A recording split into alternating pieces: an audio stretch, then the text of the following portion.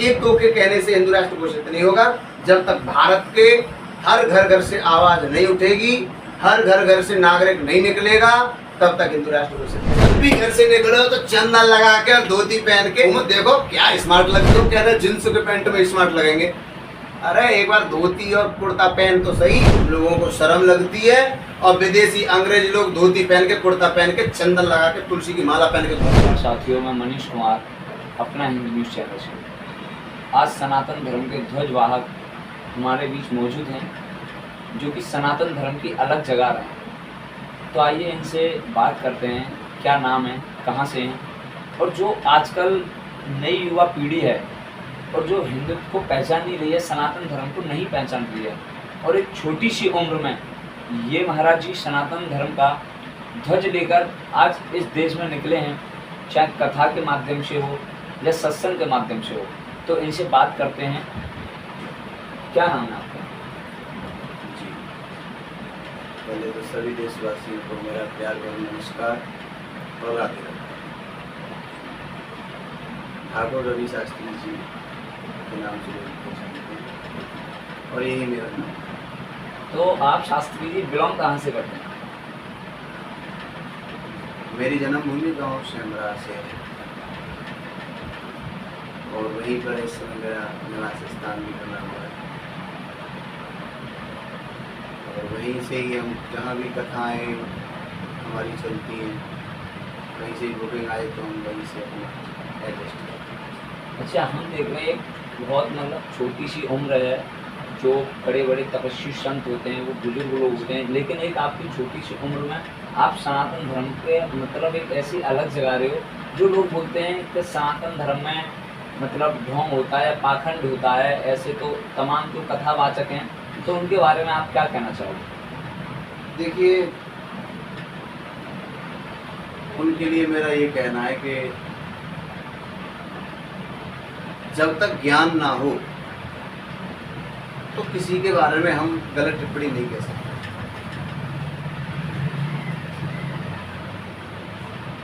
हम किसी को ढोंगी, हमारा कोई अधिकार नहीं है किसी को ढोंगी कहने का, पाखंडी कहने का। उनके ऊपर तो सख्त से सख्त कार्रवाई होनी चाहिए, जो हम जैसे लोगों को ढोंगी पाखंडी कहते हैं। अगर हम लोग ही सनातन धर्म को आगे नहीं बढ़ाएंगे तो क्या ये लोग बढ़ाएंगे ढोंगी पाखंडी कहने वाले? क्या आपको लगता है कि हर सनातन के जो सनातन धर्म के बच्चे होते हैं या परिवार होता है, वो अपने बच्चों को शिक्षा नहीं दे पाते हैं, सनातन के बारे में नहीं बता पाते हैं, या अपने जो ग्रंथ हैं उनके बारे में नहीं बता पाते हैं? उसके बाद तो जैसे अभी देखा होगा आपने, श्रद्धा के 35 टुकड़े हुए या और भी कोई केस हैं, तो मतलब उनके बारे में आप क्या संकेत देना चाहोगे? मैं उनके बारे में ये संदेश दूंगा आपके इस न्यूज़ चैनल के माध्यम से कि जब तक माँ बाप अपने बच्चों को अच्छे संस्कार नहीं देंगे, तब तक हर बेटियां ऐसे ही निकम्मों के साथ जाती रहेंगी। जिस दिन माँ बाप सुधर गए, मैं बच्चों की गलती नहीं मानूंगा, क्योंकि भाई बच्चे तो एक निर्दोष, या उन्हें कोई जानकारी नहीं है। जब तक तुम्हें जानकारी नहीं होगी, घर से निकलेंगे आप, जैसे मान लो आप अभी खुर्जा के लिए गए, तो पहले तो आपको डिसाइड करना पड़ेगा ना, दिमाग में भरना पड़ेगा कि किधर होके जाना है, कैसे जाना है। तो बच्चों की गलती नहीं है, माँ बाप की गलती है। जब बच्चा समझदार होता है तो हर माँ बाप को चाहिए कि वो अपने बच्चों को अच्छे संस्कार दें। कॉलेज में पढ़ने के लिए भेज दिया, अरे कॉलेज की पढ़ाई से क्या होगा? जब तक अपने धर्म को नहीं पहचानेंगे तो अपने धर्म को कैसे मानेगा, कैसे पहचानेगा, दूसरों को संदेश कैसे देगा? देखा है मुसलमानों में छोटे बच्चे भी टोपी लगाते हैं, नमाज पढ़ने जाते हैं तब। और हमारे यहाँ कोई भी कार्यक्रम हो, भागवत हो रही हो, तो लोग ड्रिंक करके भी आ जाते हैं। कहीं कोई कार्यक्रम चल रहा हो तो अपने फिल्मी गाने भी चला देते हैं लोग। ये आस्था नहीं है लोगों की। क्या लगता है कि मुसलमान लोग अपने धर्म के प्रति कट्टर होते हैं, लेकिन हम हिंदू लोग हैं जो कि एक गुमराह के चक्कर में फंस जाते हैं? देखिए, ऐसा कट्टर तो सभी हो जाते हैं, जब वो अपने धर्म को पहचान लेंगे। जब तक हम अपने धर्म को नहीं पहचानेंगे तो हम कट्टर क्यों होंगे भाई? जिस दिन जो हिंदू पहचान जाएगा कि हाँ हम सनातनी हैं, वो भी कट्टर हिंदू है।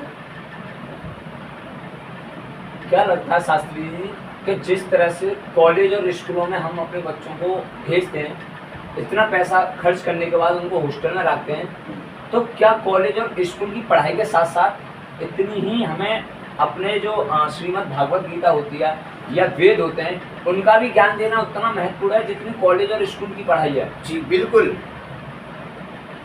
नंबर 1, जब आप कॉलेज में वहाँ भेज रहे हो पढ़ने के लिए अपने बच्चों को, तो भेजिए, लेकिन साथ साथ अपने बच्चों को चाचा के साथ, अपनी दादी जी के साथ, बाबा के साथ भी उस बच्चे को रहना चाहिए। अपने माँ बाप के साथ बच्चे को रहना चाहिए। आजकल देख रहे हैं पढ़े लिखे लोगों के माँ बाप वृद्धाश्रम में जा रहे हैं। क्यों? क्योंकि वो माँ बाप के बीच, दादा दादी के बीच नहीं रहे, पढ़ने के लिए गए, बढ़िया जॉब लग गई। अब वो देख रहे हैं कि माँ बाप की सेवा कैसे होगी, उनका प्रेम ही नहीं है, तो भेज दो, वृद्धाश्रम भेज दो, पैसा जमा कर दो, भाई सेवा होती है। तो माँ बाप के साथ में भी बच्चों को रहना चाहिए और अपने धर्म के बारे में माँ बाप को भी समझाना चाहिए कि आजकल जितना पढ़ाई की जरूरत है ना, उससे कईयों ज़्यादा धर्म की जरूरत है। अरे जब धर्म ही नहीं पहचानोगे तो पढ़ाई क्या करेगी? अब हम लोग हैं, धर्म का प्रचार नहीं करेंगे और जब सनातनी नहीं बचेंगे तो फिर भागवत किसको सुनाएंगे? मरे हुए प्राणियों को, प्रेतों को, क्या जानवरों को किसको सुनाएंगे? फिर जब सनातन धर्म सुरक्षित रहेगा तो फिर हम भी सुरक्षित हैं, देश भी सुरक्षित है। सर मैंने देखा है जर्मनी की यूनिवर्सिटी में आज हमारे वेदों को या पुराणों को मतलब पढ़ के लोग रिसर्च कर रहे हैं, और जो है नासा कहती है कि आज जो चंद्रमा पे लाल बिटिया है, लेकिन लोग बोलते हैं कि ये हमारे पुराणों में पहले ही लिखा है। और आज जर्मनी संस्कृत के पाठ्यक्रम को पढ़ा करके और वेदों को पढ़ा करके आज बोल रही है कि जो पुराणों में है, भारत देश की जो संस्कृति के पुराणों में है, वो और कहीं नहीं। देखो, जितने भी वैज्ञानिक लोग, शायद कोई भी देश हो वो, जितने भी जो तरक्की कर रहे हैं, आज ऊंचाइयों की ओर जा रहे हैं या किसी चीज़ की नई चीज़ की खोज कर रहे हैं, वो सब शास्त्रों में देख करके ही खोज कर रहे हैं। हमारे ऋषि मुनि पहले लिख गए और आज वो मिल रहा है। यहाँ से चंद्रमा की दूरी कितनी है सब लिखा हुआ है, और आज वैज्ञानिक लोग उसी को देख करके और उसी का अनुमान लगा करके और वहाँ पहुँच रहे हैं। वैज्ञानिक जितनी भी तरक्की कर रहे हैं वो शास्त्रों को पढ़ के कर रहे हैं। और दूसरी बात, हमारे भारत देश के लोग, हिंदू लोग अपनी सनातन संस्कृति को भूलते जा रहे हैं और विदेशी लोग अपना रहे हैं। तो इसके पीछे का रहस्य क्या है? रहस्य ये है कि चंद पैसा हो जाता है लोगों के पास, उसके अंदर अभिमान आ जाता है, अरे हमने किया है। अच्छा हो जाता है, हमने किया है, और बुरा किया है तो परमात्मा ने कर दिया। दुख में सुमरन सब करें, सुख में करें न कोई है, जो सुमरन सुख में करे तो तुख काहे को होए। अभी 5 मिनट, ज़्यादा से ज़्यादा 10-20 मिनट हुई होंगी, मेरे पास एक माता जी आई तो बोल रही थी गुरुजी बड़े परेशान हैं हम, और इतना पैसा था, गाड़ी घोड़ा सब कुछ। अभी बात है 20 मिनट पहले, आप भी थे वहाँ बैठे हुए थे मेरे पास, तो अभी माता जी बोल रही थी कि सब कुछ था, लेकिन गुरुजी आज सब कुछ खत्म हो गया, आज हम लोग किराए पे रह रहे हैं, किराए के मकान पे। बताइए, तो जब इस कार्य को आज आप कर रही हैं, दुख में कर रही हैं, उस कार्य को आप सुख नहीं कर लेती तो आपको ये दिन देखना ही नहीं। मैंने बोला था कर्मों का भोगना, वो तो 100% मिलेगा। अच्छा किया है तो मैंने कर दिया, और बुरा किया है तो परमात्मा ने कर दिया। तो परमात्मा को भूलते जा रहा है, लेकिन विदेशी लोग परमात्मा को नहीं भूलते। वृंदावन में जाके देखिए, आज भी अंग्रेजों का मंदिर बना हुआ है, आज भी बना हुआ है। और हम लोग अब देखो, हमें चंदन लगाने में, तिलक लगाने में, गले में तुलसी की माला पहनने में धोती पहनने में हम लोगों को शर्म लगती है, और विदेशी अंग्रेज लोग धोती पहन के, कुर्ता पहन के, चंदन लगा के, तुलसी की माला पहन के घूम रहे हैं, अच्छा क्या लगता है और हम लोगों को शर्म आ रही है। महाराज जी, क्या लगता है कि इंसान को, जो सनातन धर्म के लोग हैं, उनको भी 7 दिन में एक दिन जो धोती कुर्ता पहनना चाहिए? साल में एक दिन? क्या कह रहे हैं? 7 दिन में एक दिन? 7 दिन में एक दिन? अरे मैं तो ये कह रहा हूँ एक दिन नहीं, 7 दिन पहनिए। 7 दिन पहनना जब चाहिए। भी घर से निकलो तो चंदन लगा के और धोती पहन के, आप कुर्ता मतलब शर्ट पहन लो, हाँ मतलब शर्ट पहन लो, कोई दिक्कत नहीं है, चंदन लगा के घूमो, देखो क्या स्मार्ट लगते हैं। लोग कहते हैं जींस के पैंट में स्मार्ट लगेंगे। अरे एक बार धोती और कुर्ता पहन तो सही, चंदन लगा तो सही, तुलसी की माला पहन तो सही, तब तू घर से निकली। देख क्या तेज झलकता है। अच्छा, लोग चंदन लगाने पे भी मतलब बोलते हैं कि ज्यादा पुजारी बन रहा है या मतलब कुछ है, तो उनके बारे में क्या कहना चाहिए? बात मेरी ऐसी है कि हम लोग अपने अंदर नहीं जानते। कोई एक व्यक्ति भजन कर रहा था चारपाई पे बैठ के, तो किसी दूसरे ने आके कहा अरे भजन ऐसे नहीं करते हैं मूर्ख। तो कैसे करते हैं कि आराम से नीचे आसन लगा के हाथ में माला लेके परमात्मा भजन करते हैं। उसने बोला तुम कैसे करते हो? बोला हम तो भैया कहीं नहीं करते। तो बोला तुमसे तो अच्छे ही पढ़ रहे हैं, कर तो रहे, कैसे भी कर रहे हैं, चंदन लगा के घूम रहे हैं, तुम लगाते हो? नहीं लगाते। तो अरे तुमसे तो बढ़िया पढ़ रहे हैं। लोग मतलब कमी अपने अंदर नहीं देखता, दूसरों के अंदर कमियां देखता है, मजाक उड़ाता है। लेकिन ये नहीं पता है कि जो लोग मजाक उड़ा रहे हैं ना, उन लोगों के लिए भारी है। अच्छा महाराज जी, अब भी आजकल उन्हें बहुत गलत समय उनके पास आएगा और बुरे दिनों को का उन्हें सामना करना पड़ेगा। अच्छा, अभी आजकल एक भारत देश के अंदर बहुत बड़ी जो सनातन हिंदू भाई हैं, एक गुहार लगाना है कि भारत हिंदू राष्ट्र, तो भारत हिंदू राष्ट्र होना चाहिए। क्या आपको लगता है कि भारत हिंदू राष्ट्र होना चाहिए? मैं तो ये कह रहा हूँ कि आज से कई साल पहले ही भारत देश ये हिंदू राष्ट्र घोषित हो जाता, लेकिन कोई बात नहीं है। आज ये बीड़ा उठाया है हम सभी ने मिलकर के, तो एक दो के कहने से हिंदू राष्ट्र घोषित नहीं होगा। जब तक भारत के हर घर घर से आवाज नहीं उठेगी, हर घर घर से नागरिक नहीं निकलेगा, तब तक हिंदू राष्ट्र घोषित कैसे हो जाएगा आप बताइए। और आज से कई साल पहले ही ये देश आजाद तो हो गया, मैं तो ये कह रहा हूँ, लेकिन हिंदू राष्ट्र घोषित आज से कई साल पहले हो जाता तो बहुत अच्छा रहता। लेकिन लोग बाग बोलते हैं कि भारत हिंदू राष्ट्र क्यों हो, ये तो सेकुलर देश है, यहाँ हिंदू मुस्लिम सिख ईसाई सब आपस में भाई भाई हैं। अरे सेकुलर देश है, पाकिस्तान बस गया, अफगानिस्तान बस गया, बांग्लादेश बस गया, भारत देश से ऐसे ही सेकुलर कर करके सारे देश, हमारा भारत देश छोटा होता जा रहा है। आज देख लिए मुसलमानों की कितनी जनसंख्या बढ़ गई है और हिंदुओं की। मैं तो ये कहता हूँ कि भारत देश हिंदू राष्ट्र घोषित जल्दी हो जाए तो यहाँ पे लोग शांति से रह सके। कहाँ कितनी घटनाएं हो रही हैं, जहाँ बेचारा एक घर है हिंदुओं का, वो सुरक्षित नहीं है। अच्छा, भारत हिंदू राष्ट्र से क्या लगता है जो रामनवमी पे या कांवड़ यात्रा को नहीं निकलने देते हैं, तो भारत हिंदू राष्ट्र के बाद ऐसा कुछ होगा जो पत्थर फेंके आते हैं तो वो पत्थर ना फेंके जाए? देखिए, मैं धन्यवाद दूंगा योगी बाबा को, योगी बाबा को जी, जो हमारे श्री आदित्यनाथ योगी जी हैं। जब से योगी बाबा जी आए, भाई क्या कहने, उनका तो जवाब ही नहीं। बेचारे अपने तन मन धन से लगे हुए हैं। और शायद मैं जानता हूँ जितने भी आज हिंदू राष्ट्र की सब लोग कह रहे हैं कि हिंदू राष्ट्र घोषित होना चाहिए, हिंदू राष्ट्र घोषित होना चाहिए, घर घर में आज ये यदि धर्म ध्वजा लहरा रही है, तो मैं ये श्रेय श्री आदित्यनाथ योगी जी को दूंगा। लोगों ने अवतार ही मानते हैं, अवतार ही मानते हैं। बिल्कुल, मैं योगी जी का बार बार धन्यवाद दूंगा।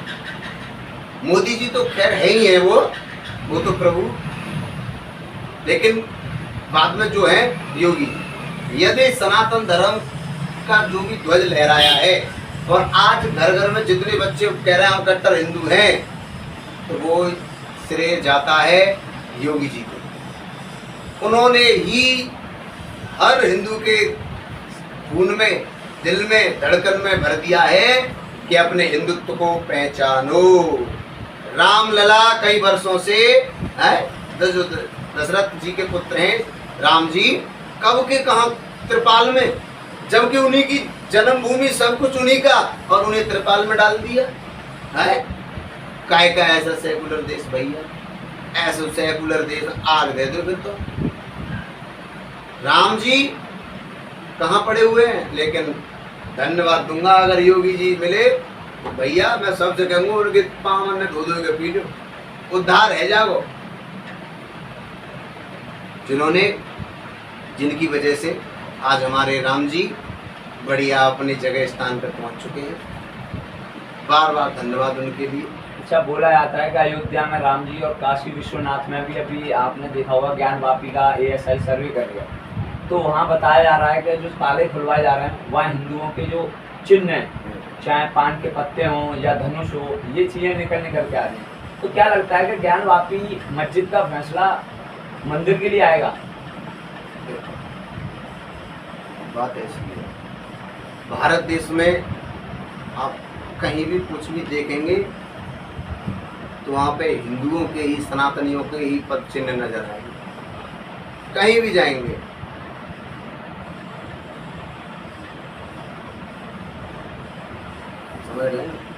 तो ज्ञानवापी जो अभी फैसला चल रहा है, क्या लगता है उसको मतलब हिंदू लोग जीत जाएंगे?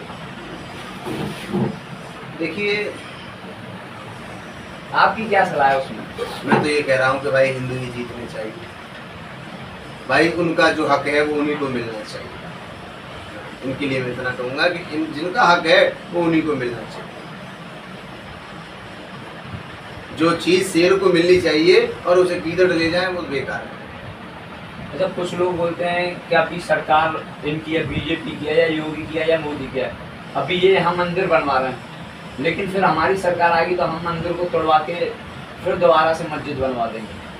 किसी माई के लाल में अब इतनी ताकत नहीं है कि जो उस जगह मंदिर को तोड़वा के कोई भी चीज, मैं नहीं कह रहा मस्जिद, कुछ भी बना दें, किसी माई के लाल में दम नहीं। और योगी बाबा तो जाने वाली नहीं है, कोई भी कितना भी विरोध कर ले, कितना भी दंगा करवा ले, योगी बाबा तो जाने वाले नहीं। और रही बात रामलला की, किसी माई के लाल में दम नहीं है कि रामलला की जगह को तोड़वा के और कोई दूसरा ढांचा तैयार कर।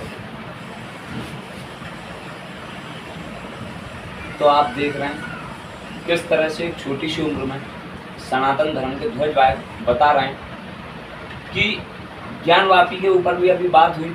इन्होंने बताया जो हिंदुओं का पक्ष है वो हिंदुओं को मिलना चाहिए, और जो लोग बोल रहे हैं कि हम मंदिर तोड़वा करके फिर वहाँ मस्जिद दोबारा बना देंगे या कुछ भी है, तो अब किसी में दम नहीं है। जो चीज़ हिंदुओं का है वो हिंदुओं की पक्ष में मिल चुका है।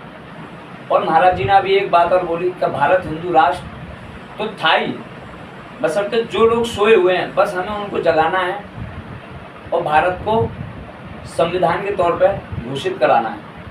और महाराज जी का भी एक बहुत बड़ा बयान आया था कि जितने भी सनातन भाई हैं अपने घर में ध्वजा लगा करके, जब तक ध्वजा मस्ते पर टीका और गले में अगर कंठी नहीं पहनेंगे और धोती कुर्ता पहनकर नहीं निकलेंगे तो हिंदू राष्ट्र कैसे मालूम पड़ेगा। और जितने भी सनातन भाई हैं, जितने भी हिंदू भाई हैं, सब लोग उस दिन ये काम कर लेंगे तो उसी दिन भारत हिंदू राष्ट्र बनेगा।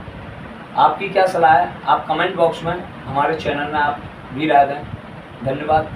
जय श्री राम।